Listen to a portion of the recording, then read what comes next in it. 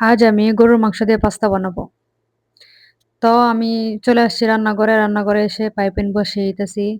যেহেতু আজকে রান্না করব পাস্তা গরুর মাংস দিয়ে। তো ১ম আমি ঢেলে দিতেছি তেল, সাদা তেল। পাইপেন গরম করে নিছি। এখন দিয়ে দিতেছি মরিচ, কাঁচা মরিচ, পেঁয়াজ কাটা।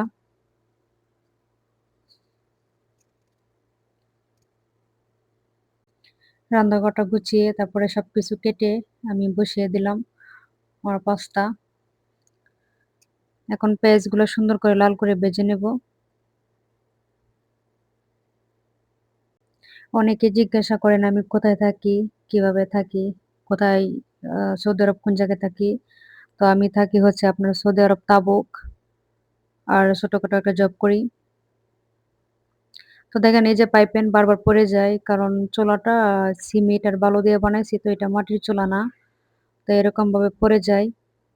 আমি গেছিলাম হচ্ছে রামজায় তো ওখান থেকে অনেকগুলা গাঁদা ফুল আমি টুকিয়ে আনছি।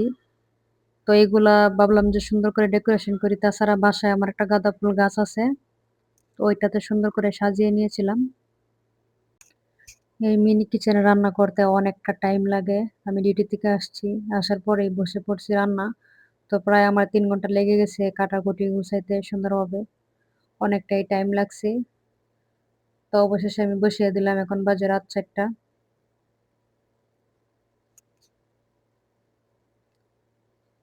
তো হঠাৎ করে দেখেন একটা ঘটনা ঘটছে কি লাইন চলে গেছে হয়তো কোনো সমস্যার কারণে। তো পরে আমার একটা কফি পাতি ছিল ওইটা আমি ধরায় নিছি। ওইটা অনেক সুন্দর জ্বলে আর আমার কাছে খুবই ভালো লাগতেছে।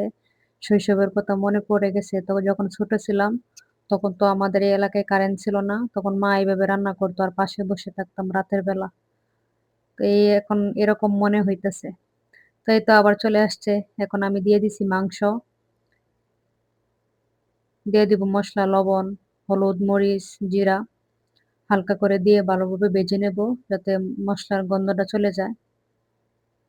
আমি এইভাবেই পাস্তা বানাই। এখন দিয়ে দিছি মায়োনেজ, তারপর হচ্ছে টমেটো সস, একটু দিয়ে দিলাম চিলি সস। তো সবগুলো সুন্দরভাবে মিক্স করে নেব এই টমেটো সসটা। আমি এভাবেই পাস্তা বানাই। যদি আপনারা এভাবে কেউ বানাতে চান তাহলে বানিয়ে একবার খাইয়ে দেখবেন। অনেক টেস্ট, অনেক মজা হয়। চাইলে আপনারাও বাসায় বানায় ট্রাই করতে পারেন। এখন নামিয়ে নেব, পাস্তা বসাবো। তো ভাবলাম যে আজকে আমি মিনি কিচেনে রান্না করে দেখাই। তো এই তো আমার গ্রেভিটা রান্না করা হয়ে গেছে। এখন আমি দিয়ে দিব পানি। পানিটা গরম করে তারপরে পাস্তাটা দেব। সাদা তেল দিয়ে দিব। দিয়ে দেব একটু অলিভ অয়েল তেল।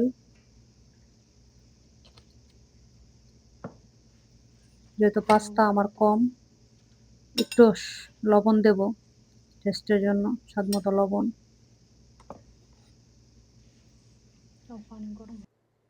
তো চুলার আগুনটা একটু কমে আসছিল তো ভিতরে আমি লাড়কি দিয়ে আবার জ্বালায় দিছি সুন্দরভাবে। তো পানিটা গরম হয়ে গেছে এখন আমি দিয়ে দিব সবগুলো পাস্তা। আমি ভাবতেছি যে হয়তো অনেক বেশি হয়ে যাবে এই কারণে কম কম দিতেছি। পরে ভাবতেছি যে না সবগুলোই দিয়ে দিই কারণ যেহেতু পানিটা আছে তারপরে আমি যে গ্রেভিটা বানাইছি এটা অনেক আছে তো হবে। তো লাস্টে আমি পুরোটাই ঢেলে দিছি।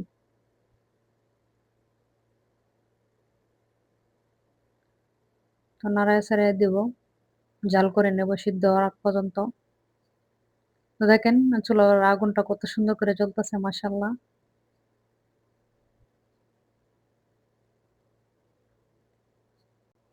পাস্তা আমার সবসময় ভালো লাগে। আমি নাস্তা বা রাত্রের খাবারে বেশি একটা পাস্তাই খাই। ভাতের চেয়ে আমার পাস্তাটাই অনেক ভীষণ ভালো লাগে দুপুরে ভাত খাই।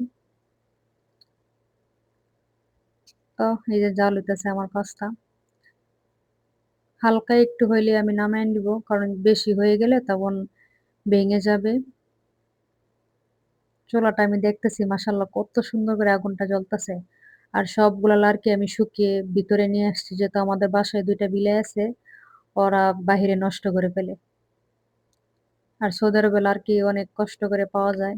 আমি যেখানেই যাই না কি জন্য রাস্তায় ১ টা ২ টা পাইলেও টুকায়, টুকায় বাসায় এনে জমা করি। কারণ সৌদি আরবে এগুলি পাওয়াটা অনেক মুশকিল। বাংলাদেশে তো এগুলোর অভাব নাই। তো এই যে কথা বলতে, বলতে আমার পাস্তাটা হয়ে গেছে। এখন আমি পানিটা ছেঁকে নেব। পানি অল্পই আছে, শুকিয়ে গেছে। পানিটা ছেঁকে আমি বসায় দিছি। আর এখন আমি যেটা বানাইছিলাম এটা সব দিয়ে দিব সসটা। সবগুলা দিয়ে দিতেছি।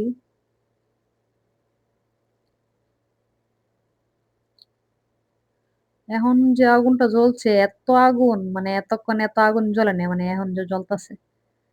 তো সবগুলো একসাথে মিক্স করে নেব। লাস্টে আছে ধনিয়া পাতাটা এটাও দিয়ে দিব।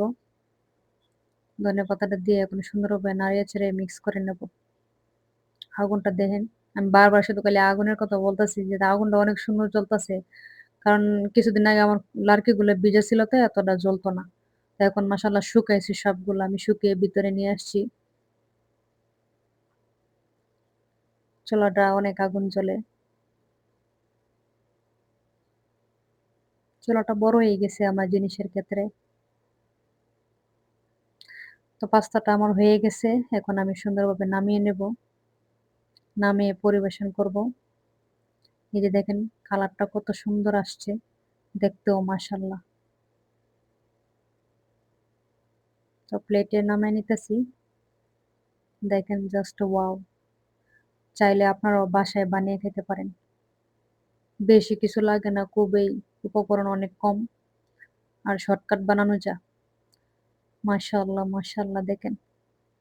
আমি মিনি কিচেনে রান্নার ১ম যখন করতাম তখন ভাবতাম কি যে এগুলা হয়তো খাওয়া যাবে না। কিন্তু না মাশাআল্লাহ অনেক টেস্ট হয়। আমার মিনি কিচেনে রান্নার খাবার আমরা সবাই খাই। সবাইকে আল্লাহ হাফেজ।